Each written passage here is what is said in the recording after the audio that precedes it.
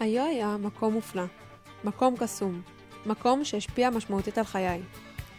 המקום הזה היה היישוב ניסנית, שהיה יישוב מעבר לקו הירוק, ושם היה הבית של סבא וסבתא שלי.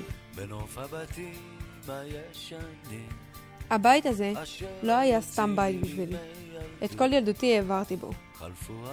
אני זוכרת איך נהגנו כל המשפחה לבלות שם שעות רבות, ואיך המחשבה שנוסעים לניסנית, לסבא וסבתא, העבירה בי התרגשות, שמחה ואושר.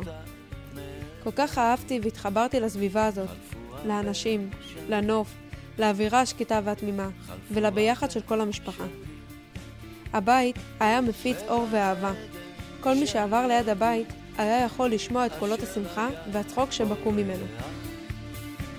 הייתי חלק מהנוף, היום אני אורח בגן העדן של ילדות. אני זוכרת את הגינה של סבא שלי. הוא היה קשור אליה. הוא היה מטפל בה כל היום, הוא היה יושב על הכיסא ומסתכל על הפרחים והעצים ששתל. כמה שנים לאחר מכן, סבא שלי נפטר. ומאז הכל השתנה. הבית לא היה אותו דבר. הוא היה כל כך ריקני ועצוב. האור שהיה בו קבע, הצמחייה נבלה, והחתולים כבר לא הגיעו יותר.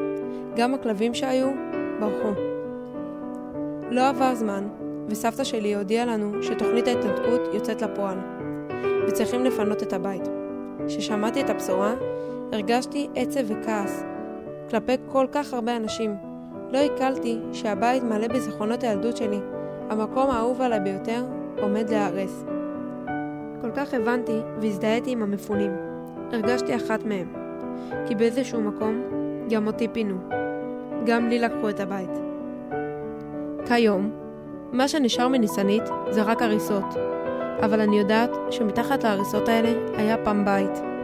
בית מלא בשמחה, אור, אהבה ואחווה. בית שמלא בזיכרונות וחוויות שאני נושאת בליבי ולעולם לא אשכח.